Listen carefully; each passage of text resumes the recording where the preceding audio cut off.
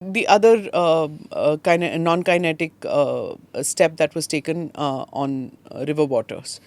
So let's get to that before we wind up. I have to ask on this. आज Chenab flood हो गया because हाँ of वो तो last क्या night's हाँ because thing. Jhelum में पानी आया. They kept saying that they're going to flood us. They're going to flood us. फिर Jhelum में पानी ही नहीं आया. फिर it was like it was. They cannot figure out what India is going to do with the waters. How much of a cyber op is this? no And how I much of a real look I think again different people are saying different things. I'm not a technical expert on water, but one, I don't think we have all the structures we need to even disrupt the flows of water or manipulate them at this point in time. Maybe we have some, but how much of pain we can inflict as of now, there's a bit of a question mark. Sure. Secondly, there is some talk that, maybe if we start desilting or flushing the silt, but I don't know if we have the structures for that right now. But that would certainly have a major impact. Third, if we are just releasing the water, then I'm again questioning myself that Pakistanis have two reservoirs, right? If we are releasing the waters, for example, on the Jhelum, at the end of the day, the water will go and collect in Mangla. So the water levels will go up in Mangla, which means that they will be able to regulate the flow of water from Mangla downstream. And please correct me if I'm wrong, I'm not a hydrologist or a hydro expert, but I think as of now, there is a limited amount of disruption we can do unless there is something else which I'm not aware of and we are able to do. Maybe in maybe an year or 2 years from now that we have suspended or put in abeyance the Indus Waters Treaty, some of the new projects that are coming up, maybe we can build certain structures out there which will enable us to manipulate the flows of water much better and disrupt the water flows for the Pakistanis. But it's a water war. It is a water war, and I would agree that if the Pakistanis were not making blood flow in India, India should never stop water flowing into Pakistan. That's fair, Point. But you cannot have both things happening. That I have to stick to my side of the bargain, but you don't have to stick to your side of the bargain of sponsoring terrorism in India. Exactly. So, just to add to what Sushant is saying, you have to look at it as short, medium, long. I'm, again, no hydrological expert. But in the short term, all you can do under the treaty conditions is suspend data sharing, which causes some problems, some minor flooding. Yeah. But in the medium term, so right now you have, the Bagliar, Kishanganga, Ratle dams on Jhelum and Chenab. Ratle, is it operational? Well, they're coming up, so they तो and Ratle they're में अभी भी कर disputed. सकते हैं शायद. So Increase the height. So what? Increase the And you height, just- Exactly. put the sluice gates So downstream. basically, you have water. You're the upper riparian, but you don't have enough taps to shut it.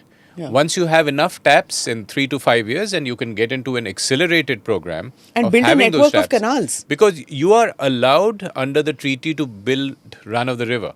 But if you extend the height of the dam, extend storage, build the canals, change the sluice gates, and so on, you will have the capacity to regulate that significantly, which makes a significant difference to Pakistan. And it's an escalation of your troubles with Pakistan, because then they go to World Bank and they will go to every fora. Like when I said that they'll go to ICJ, the problem is, even if they go to the International Court of Justice, which is not a party to this dispute, they never kept to the Simla Accord. Yeah. They went to all international So this is why they call it an act of war, because this is a serious move, because you haven't made this move for 65 years despite 3 wars, multiple terrorist attacks and so on, but now you've made it.